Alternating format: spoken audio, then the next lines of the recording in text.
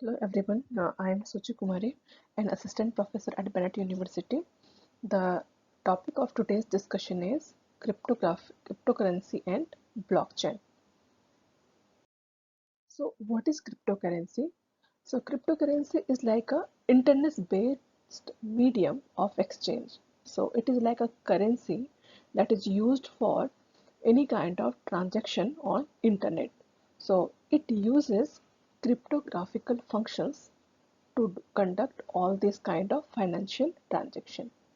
Bitcoin is considered as first and most famous cryptocurrency. So Bitcoin is used for global means of the transaction and payment and is like de facto currency of cybercrime like darknet market or ransomware. So in darknet market there are various kind of things that can be performed. They can means do illegal tasks there through this Bitcoin kind of thing. Blockchain data structure is the foundation of the Bitcoin. So Bitcoin, the data structure that is used in the for Bitcoin is like uh, blockchain. So Bitcoin uses SHA-256 for the security region. This one is like secure hash algorithm, and the number of bits that is required is like 256. In SHA-256, the string of any length is converted to 256-bit string as an output.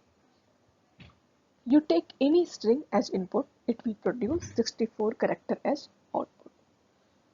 So SHA-256 is collision free.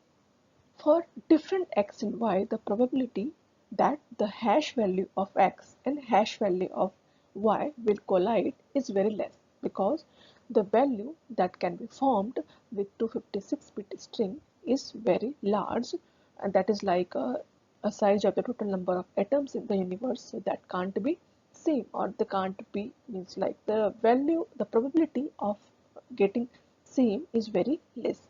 So there is no apparent relation between the input and the output. So this one is architecture of the blockchain.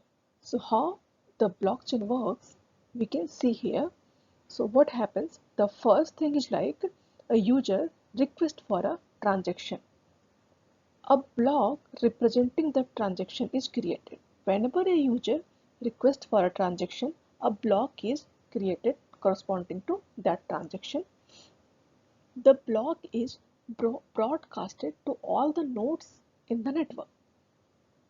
All the nodes validate that block and the transaction. After that, what happens?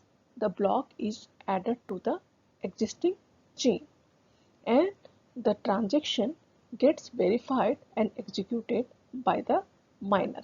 So miner verify the transaction and finally that block is added to the blockchain. So cryptocurrency, as I told you, cryptocurrency is like internet-based medium of exchange of any kind of exchange. So it leverages blockchain technology to gain decentralized, transparent, and immutable information. So it is not controlled by any central authority. That's why it is called like decentralized approach. The decentralized nature of the blockchain makes cryptocurrency immune to the old way of government control and interface. So in the government control and interface system, there is like centralized control over there. So to make the transaction in a decentralized manner, we are using cryptocurrency. So it can be sent directly between two parties via the use of key. So there is no third party involved or controlling party involved here. The transfer can be done with minimal processing fee, allowing users to avoid the steep fee charged by the traditional financial institution. What happens in any kind of banking system? Bank pay some amount of money to maintain security purpose. So that fee is like steep fee that is charged by the bank to any user. So we can avoid this steep fee when we are doing paying through crypto. How cryptocurrency works? So Satoshi Nakamoto was the inventor of the Bitcoin.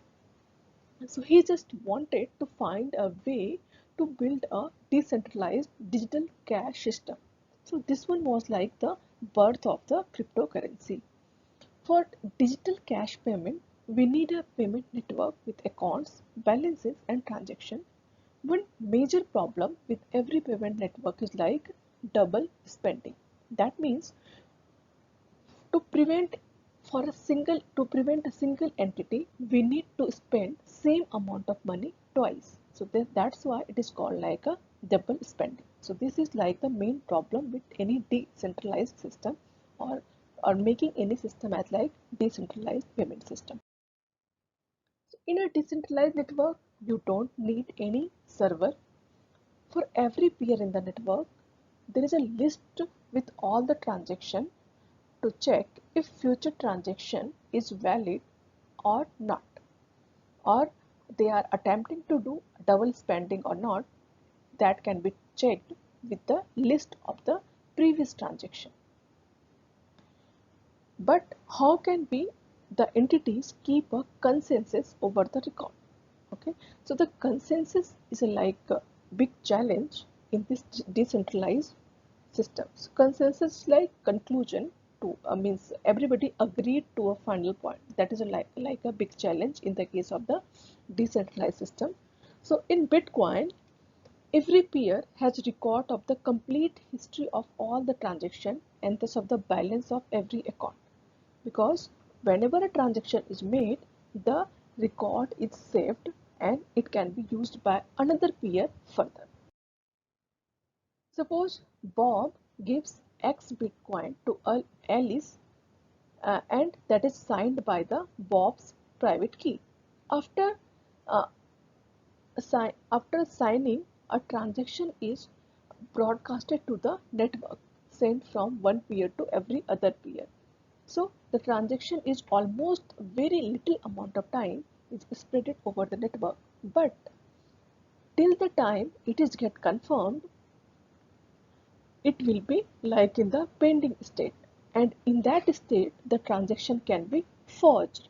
So that is like a challenge in the case of the cryptocurrency. So only who can confirm the transaction, the miner is the person, or the means the uh, a kind of system that is involved that makes the transaction confirm. So uh, for this job, miners get rewards with a token of cryptocurrency, or you can say like that they are rewarded with the help of Bitcoin. When a transaction is confirmed, it is set in the stone. That means you can't change that. It is no longer forcible. It can't be reversed. Now it is a part of the immutable record of the historical transaction. And this one is like blockchain.